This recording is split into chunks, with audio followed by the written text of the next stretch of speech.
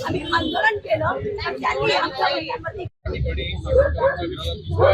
त्या ठिकाणी जे चाकणकरांचं पोस्टर आणले त्याच्यावर देखील आता हे चेहरा जो आहे फोटोच्या मार्फत